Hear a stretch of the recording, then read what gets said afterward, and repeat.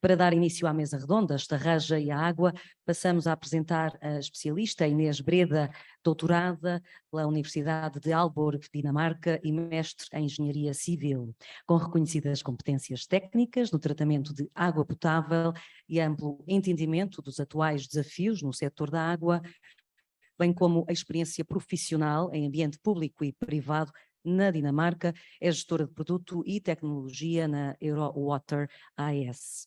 Membro da direção dos Young Waters Professionals na Dinamarca, membro do comitê de programa de uma das maiores conferências mundiais do setor, World Water Congress and Exhibition. Inês Breda junta-se a nós através de videochamada a partir de Nova York, da United Nations Water Conference. A sua apresentação versará o tema A Comunicação Intergeracional do Valor da Água e a Descentralização de Água Potável na Dinamarca. Olá, bom dia a todos. Espero que me consigam ouvir bem. Sim, muito obrigada pelo convite. Fico tão contente de saber desta iniciativa e acordaria às 4 ou 5 da manhã, sempre que fosse necessário, para poder contribuir e dar de volta ao meu país. E por isso, muito obrigada pelo convite. Eu hoje apresento-me aqui desde Nova Iorque. Nunca pensei que viria a Nova Iorque por causa da água. Na verdade, eu nunca pensei que iria trabalhar no setor da água. E é sobre isso que eu gostava de falar convosco hoje. Há dois temas, na verdade, que eu queria falar. Por isso, um é a realidade vivida pelos jovens profissionais da água, num panorama que é de emergência internacional. E o segundo, então, é o tratamento da água, aí mais relacionado com o meu conhecimento sobre tratamento de água potável na Dinamarca, onde fiz o meu doutoramento. Mas começando pelo primeiro tema, eu ouvi uma frase, estava a escrever um relatório com outros agentes da Europa, num grupo chamado Water Europe, e a frase lia o seguinte, assim traduzida a português: a água, se não for vista de uma forma além do interesse próprio, representará o desafio moral do século. Eu precisei quase de 1 hora para assimilar esta frase, porque me deu muito medo. Me deu medo porque, de facto, acredito que é verdade. E a reflexão que fui fazendo levou-me a concluir que é essencial que integremos os jovens na conversa da água. Porquê? Porque os jovens são aqueles que têm uma maior relação com as condições climáticas e o limite do clima para a existência humana. E eu aqui gostaria de focar-me numa idade muito particular de jovens, que é a idade de 15 a 20 anos de idade. Isto é uma camada de jovens que me tem dado imensa energia sobre aquilo que têm andado a fazer, mas que ao mesmo tempo sinto que não estejamos a ser muito justos com eles no que diz respeito à ansiedade que criamos acerca do clima. Porque nesta idade nós começamos a ser bombardeados com a consciencialização das alterações climáticas. Portanto, e são coisas sérias, portanto, cheias, secas, escassez de água, cheias, secas, migração. O grito de urgência não nos diz como agir. E a avalanche de informação disponível gera confusão e fragmentação de opinião. E se nós olharmos para o último relatório de riscos globais, começa a ser detectado fortes sinais de desengajamento da juventude, falta de confiança nas estruturas económicas, políticas e sociais existentes em escala global. E parte desse desengajamento tem sido atribuída ao fracasso da ação climática. E isto dá-me um pouco de medo relativamente à continuidade política. Porque para nós continuarmos a ver o ganho de uma ação política pró-sustentabilidade, necessitamos de largar o interesse próprio e largar aquilo que é o caminho fácil de profitabilidade. E isso vai requerer uma nova perspectiva sobre o que é inovação. Porque a inovação sem sustentabilidade não vai existir. A maior parte dos jovens não confia que os órgãos responsáveis saibam como coordenar a ação. E por isso, quando eu sou convidada para falar aqui, para estar convosco, e vejo que existe um esforço local para que haja maior entendimento sobre o tema da água e o tema do ambiente, e de facto um apoio mútuo entre o poder político, mas também a comunidade local, de como enfrentar estes problemas juntos, dá muita esperança para esta camada jovem perceber que papel pode ter e que o clima não seja só uma fonte de ansiedade, mas que seja também uma fonte de inovação. Uma fonte de inovação, de soluções, de criação de oportunidade.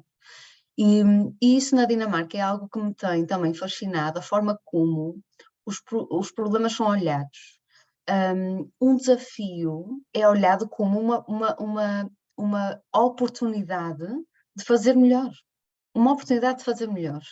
E esta forma de ver e abordar o tema do clima vai resultar numa expansão de soluções que é essencial.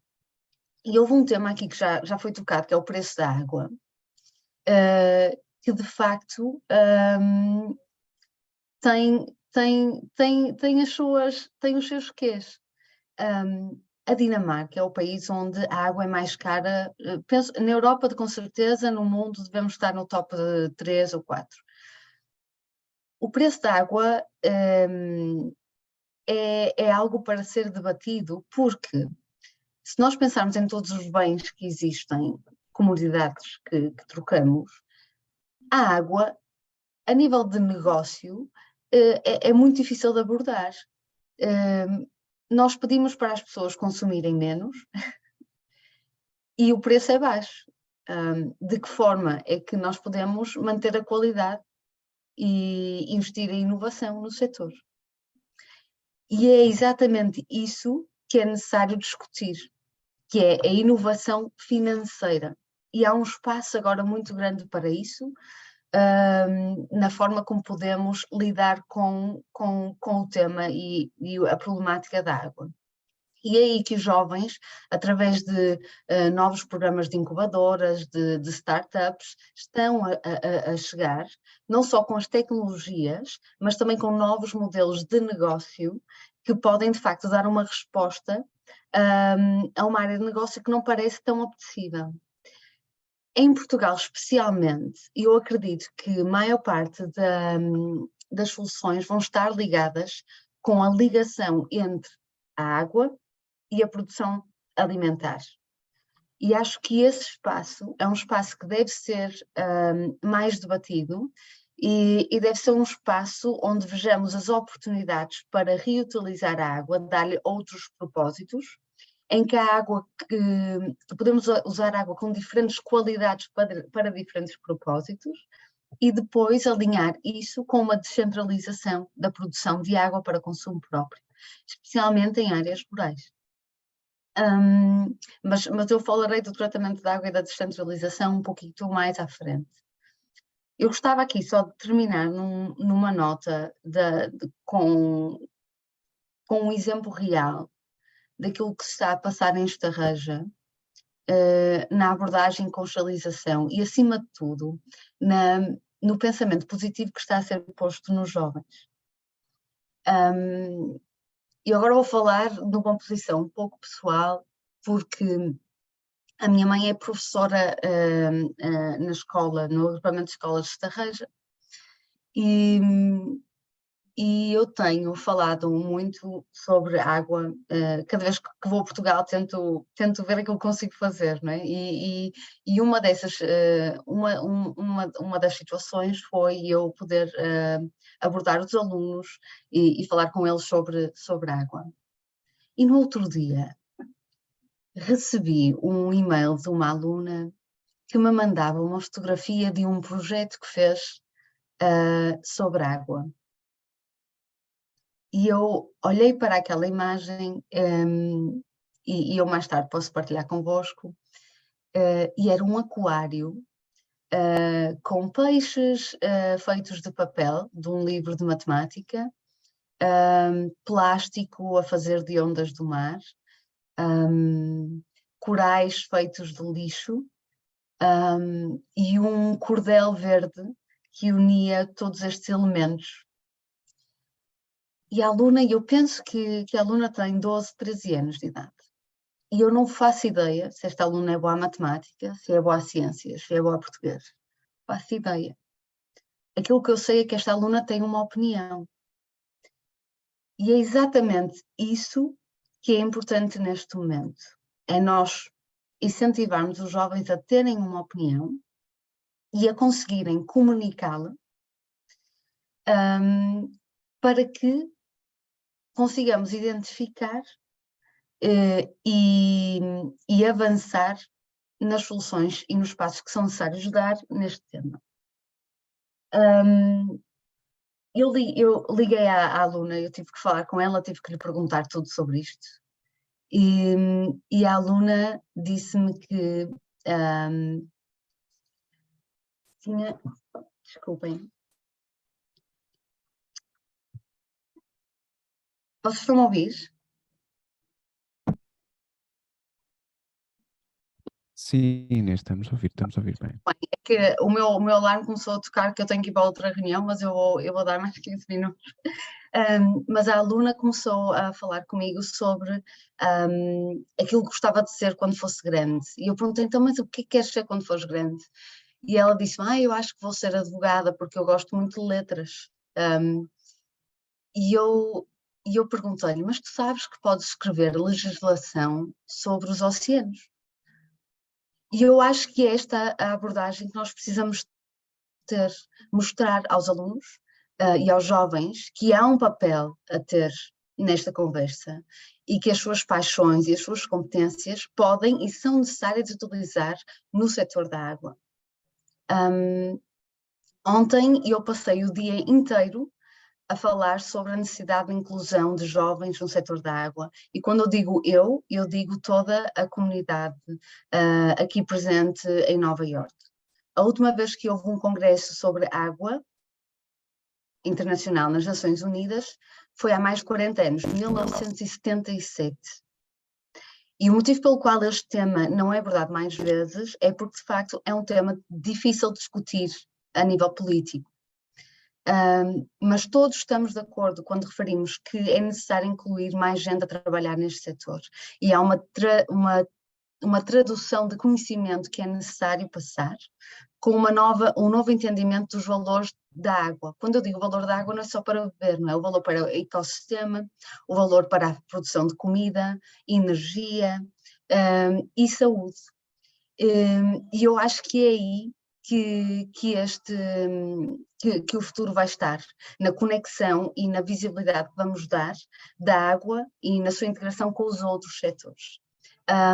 Bem, eu vou terminar aqui de falar sobre este tema e se tiverem algumas perguntas em relação especificamente ao tema do engajamento de jovens, digam-me, façam-me perguntas, fico super contente em responder e quero dar a oportunidade também que haja aqui algum tipo de feedback.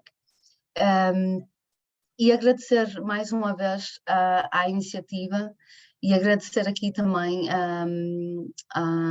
ao diretor Jorge Ventura, especialmente na abordagem que tem tido na escola, porque de facto tem-me não só dado muita energia, mas permitido uma conversa individual com alunos que me mostra que há uma possibilidade em Portugal de nós termos uma solução para este problema a nível nacional.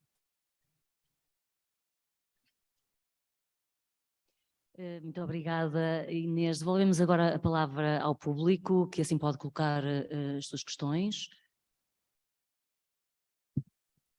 Inês, não sei se quer deixar umas últimas palavras, não temos neste momento questões? Sim, bem, eu acho que o único tema que eu aqui não abordei foi a descentralização da água e da produção de água potável. Aquilo que eu gostaria de referir é que na Dinamarca a abordagem em relação ao tema de produção de água potável tem sido, é baseada em comunidades, ou seja, a água é produzida por comunidades que têm a responsabilidade de manter a sua produção de água.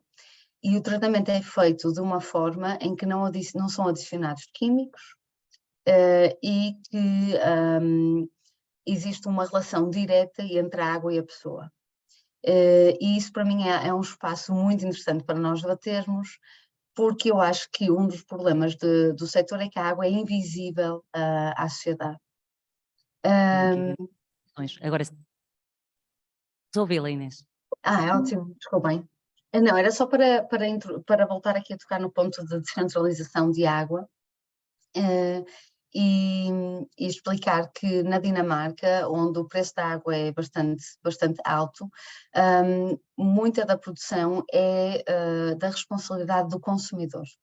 E permite uma relação direta entre a sociedade e a água, o que para mim é essencial, considerando que o valor da água é muitas vezes invisível à sociedade. E, portanto, esta ligação direta entre o consumidor e a produção local é essencial para alimentar e explicar o valor da água.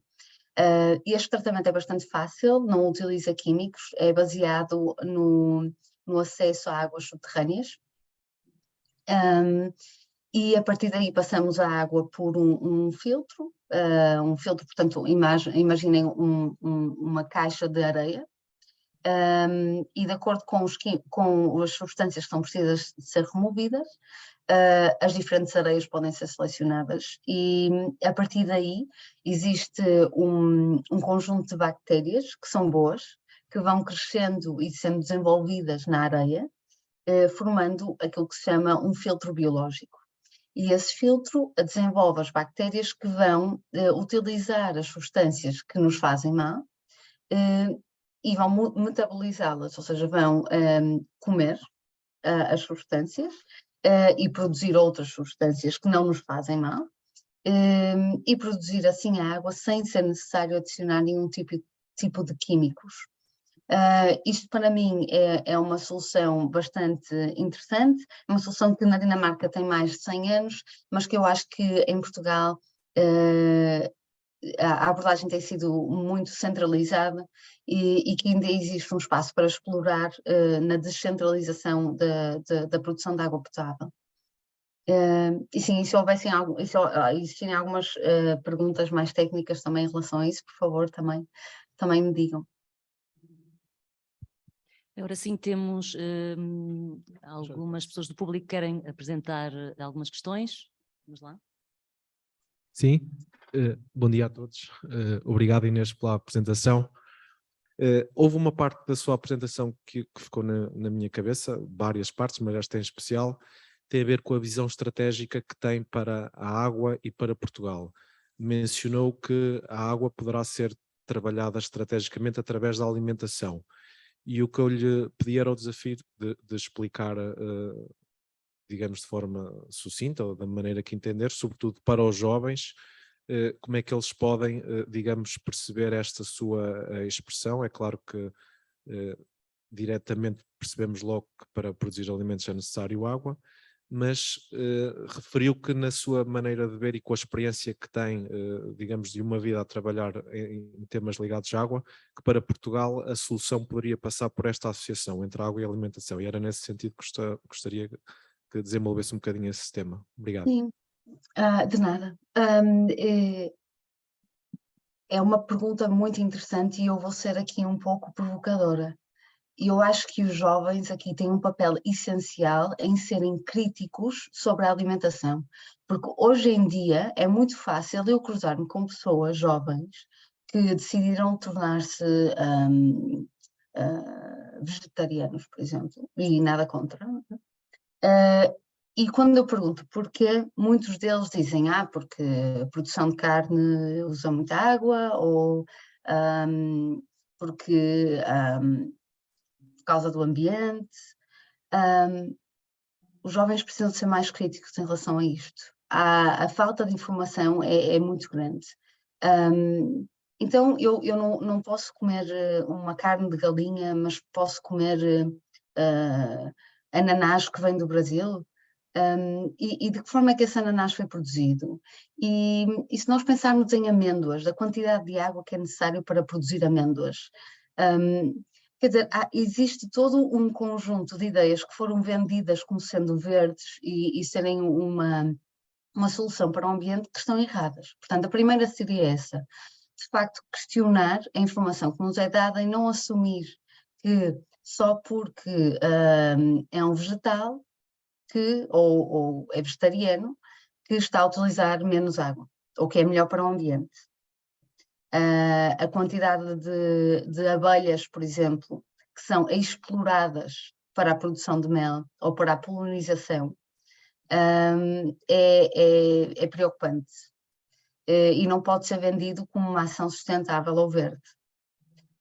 Esse é o primeiro ponto. O segundo ponto tem a ver de um ponto de vista mais estratégico nacional e tem a ver com a definição de que produtos devem ser produzidos localmente desculpem, e regionalmente, de forma a que a pegada hídrica ou a necessidade que é necessária de água para a produção desse produto ou alimento esteja alinhada com a água que existe disponível nessa região. Isto, e em Portugal especialmente, e também no sul da Europa, condicionado também pelo turismo, porque há muitas economias locais que dependem do turismo, e portanto aí, tanto a comida, a produção de comida local e o turismo, que aumenta a necessidade de água disponível numa determinada região, têm que ser trabalhadas em paralelo. E agora, só porque tenho esta oportunidade, vou adicionar aqui outra linha de trabalho que está relacionada com as colaborações que têm que existir entre fronteiras, entre países que partilham água e que vão ter que decidir como partilhá-la em tempos de escassez. Existem acordos com Espanha, mas Espanha é um país que está a ser muito pressionado a nível de água e de escassez de água. E, portanto, toda esta relação que eu falo entre comida e turismo e água está relacionada com a tentativa de evitar conflitos políticos na partilha de água, não só entre as regiões nacionais, mas também fronteiriças, não é? Espero ter respondido à pergunta. Inês, muito obrigado pela sua apresentação. Eu tenho aqui uma questão, digamos, muito genérica, mas que reputo como muito importante do ponto de vista da racionalização da utilização da água. Nós normalmente utilizamos a água potável para tudo, para lavar carros, para regar jardins, para fazer tudo e mais alguma coisa. Porque é que nós não segregamos as águas e porque é que nós não as segregamos e não as distribuímos segregadamente? Ou seja, porque é que nós não temos redes de distribuição da água menos potável para funções que não são necessariamente funções potáveis? Se nós visitarmos alguns países, eu conheço, já visitei países como Israel, eles têm águas de 3 tipos. Tem a água potável, tem a água que é utilizável na agricultura alimentar e tem a água que é utilizada, água mais suja, que é utilizada na agricultura não alimentar. E todas essas águas estão completamente segregadas em tubagens autónomas. Portanto, e isso provoca, de facto, uma utilização super racional da água. E Israel, que é um país desértico, em vez de ter falta de água, tem abundância de água, porque é evidente que utiliza, portanto vai buscar a água, digamos, ao mar e faz, digamos, desalinização, etc. Mas, quer dizer, mas a quantidade de água que eles aproveitam é brutal. Porquê é que nós não fazemos isso? Sim, boa pergunta. Existem várias razões. Uma tem a ver com o custo de infraestrutura. E outra vez aqui o preço da água a ser mencionado. Outra é o preço da água, no sentido em que as pessoas estão habituadas a pagarem. Portugal tem um preço baixo de água, comparado com o resto da Europa. Eu lembro-me, e não tenho nada contra a minha avó, mas eu lembro-me da minha avó limpar ou lavar as zonas de terraço, não é? Todas com imensa água, e isso não me chocava na altura, choca-me agora ainda bem. Mas era uma realidade, quer dizer, nós vemos isso. Eu lembro-me, eu estava no Porto ainda há 4 anos e vi pessoas do município a lavarem água. Eu escrevi no Facebook para o presidente do município: o que é que se está a passar? Não, isto não pode ser. De facto, há um costume que nós temos de utilizar a água desta forma. E a alteração cultural só vai ser possível com a alteração de geração. Na Dinamarca existem alguns projetos interessantes em relação a isso, em que em vez de o município dizer: ok, não podemos fazer isso porque é caro, porque por causa da infraestrutura necessária, não é? São imensas tubagens, também há alguns problemas a nível de legislação daquilo que é possível ou não fazer, mas decidiram abordar o problema com uma solução local, ou seja, pegaram nos edifícios novos que iam construir. Estamos a falar de uma área talvez para 200 pessoas, 300, e aí colocaram tubagens novas. Essa comunidade tem a sua estação de tratamento de água, que utiliza a água da chuva, que depois é guardada num lago, e essa água depois é tratada, não para qualidade para consumo próprio, mas para máquinas de lavar a roupa, máquinas de lavar a louça. E isso permite, de facto, uma solução mais em que a parte económica é mais fácil de fazer as contas, não é? Quer dizer, e as pessoas, quando compram um apartamento aí, sabem que estão a contribuir para esse ecossistema, não é? Este microecossistema que está a ser criado. Pode ser que em Portugal esta seja uma possibilidade. Portanto, em vez de tentar uma solução geral, nacional, que isto funcione, olhar para uma região, um projeto, e tentar encontrar ali uma solução que faça sentido. E ir abordando o tema porque nós também não vamos acertar à primeira. Quer dizer, e, portanto, vamos precisar de ir testando estas ideias. E os municípios que avançarem primeiro nisto são municípios para serem aplaudidos, e são municípios que, na minha opinião, vão ser uma referência nacional para o país. Uma referência nacional para o país a nível governamental, para dar exemplos a outros municípios, mas também para as pessoas entenderem que existem soluções possíveis, que não é só um problema, mas também existe um espaço para inovação que de facto dá resposta ao problema.